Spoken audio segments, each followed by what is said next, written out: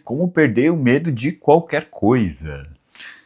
Bom, vamos lá, esse é um tema bem legal. Eu acabei de conversar com uma mãe agora no telefone, que está visitando escolas e que quer conhecer a TEIA, né, que é a minha escola, a escola que eu sou sócio, e ela se interessou bastante por conta do teatro e tudo mais, porque a filha dela é uma criança, uma adolescente, na verdade, bastante tímida. E ela quer levar a filha para a TEIA. Só que a filha foi para a TEIA e percebeu que é uma escola que tem teatro e que ela tem que se expor e que tem que falar e que é diferente, que não sei o quê. E a filha, claro, ficou com muito medo, porque ela já é uma pessoa que tem medo de se expor e ela percebeu que a mãe estava levando ela para uma escola onde justamente ela ia ter que se expor. E a mãe está certa em sua estratégia? Sim, a mãe está certa. Se a pessoa tem medo de uma coisa, o melhor que ela pode fazer é enfrentar. Né? Tem gente que confunde às vezes e vem com um papo que eu já vi muitas vezes de tipo assim, não, meu filho não é tímido, ou então eu não sou tímido, eu só sou uma pessoa mais reservada.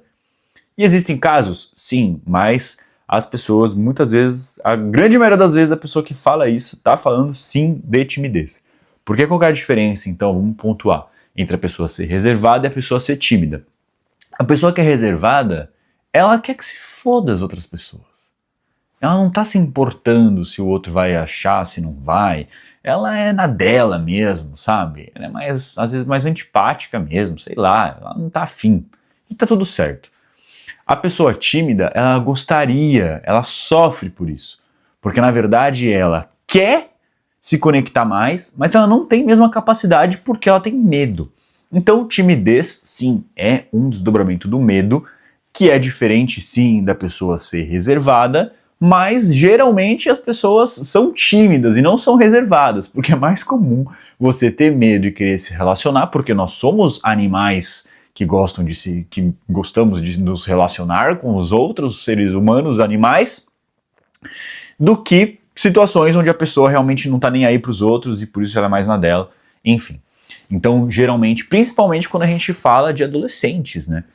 Ou jovens adultos, com o tempo a gente vai ficando cada vez mais velho, a gente vai se importando menos com as outras pessoas, porque a gente vai se importando com o nosso mundo, o nosso universo, nossa esposa, nossos filhos e tudo mais, e a gente se desconecta um pouco de um contexto social.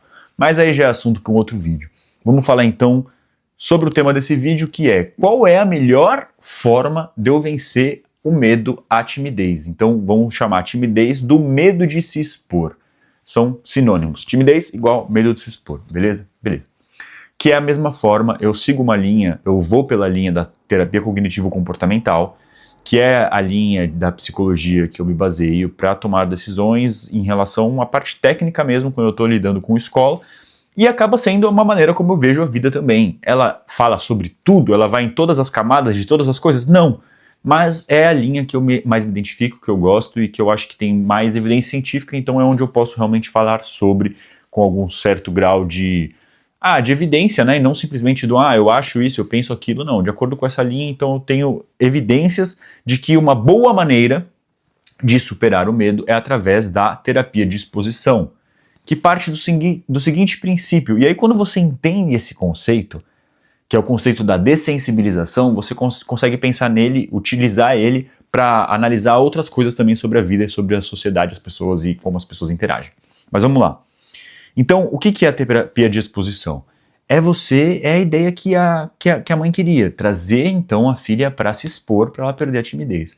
Porém, ela deve ser feita de forma muito gradativa, e foi isso que eu conversei com a mãe. Porque o ideal é que a pessoa esteja sempre desconfortável. Ela não pode estar muito desconfortável, senão ela desiste, ela surta, ela não dá conta. Mas ela também não pode estar confortável, porque senão daí, de fato, ela também não se desenvolve. Ela está ali dentro do que ela já sabe, do que ela já consegue. Então, por exemplo, se para a menina seria impossível ela ser a atriz protagonista de uma peça de teatro onde ela vai falar para um monte de gente, tudo bem. Mas o que ela consegue fazer? Ela consegue apresentar um trabalho para a turma de 12 alunos? Consegue ainda não, mas ela consegue então de repente não estar apresentando, mas está de pé na frente da sala enquanto o colega apresenta, ela consegue? Consegue. Pô, ó que legal. Quem sabe se ela fizer isso várias vezes, de repente ela não está fazendo um comentário, falando um pouquinho, respondendo uma dúvida no final da apresentação, e aí quem sabe com o tempo ela não consegue se apresentar só que sentada, cada um no seu lugar e não numa para uma plateia, digamos assim, mas dentro do próprio contexto da turma, e aí depois ela não consegue se apresentar de pé para a turma toda. Então são passos, a gente precisa criar passos onde a pessoa vai cada vez se tornando, ampliando o escopo ali, o contexto, o cenário ali, o universo de coisas que para ela são desconfortáveis. Então ela vai aumentando ali, expandindo o quê? A tal da zona de conforto. Então a zona de conforto, ela existe. E a gente precisa o quê? A gente vai empurrando, ela sempre vai existir, mas a gente vai empurrando ela para ela ficar cada vez maior. Porque se ela está maior, quer dizer que a gente dá conta de mais coisas, quer dizer que a nossa zona de conforto a gente está se adaptando ao desconfortável, e isso nos torna melhores, né?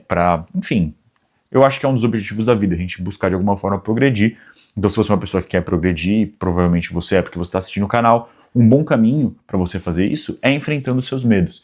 E qual é o melhor caminho para enfrentar os seus medos? Tente olhar para uma coisa que para você é impossível, inadmissível, que você acha que você nunca vai conseguir, e pense, tá, mas o que eu conseguiria, mas ainda assim seria um pouco difícil?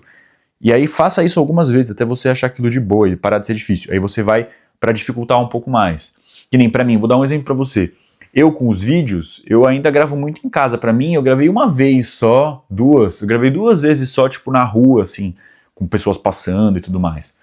Pra mim ainda é meio difícil fazer isso, assim, de frente pra câmera. Gravando as coisas e falando, até de boa. Mas eu parar aqui, colocar um tripé na rua, gente passando, eu falando, eu ainda tenho vergonha.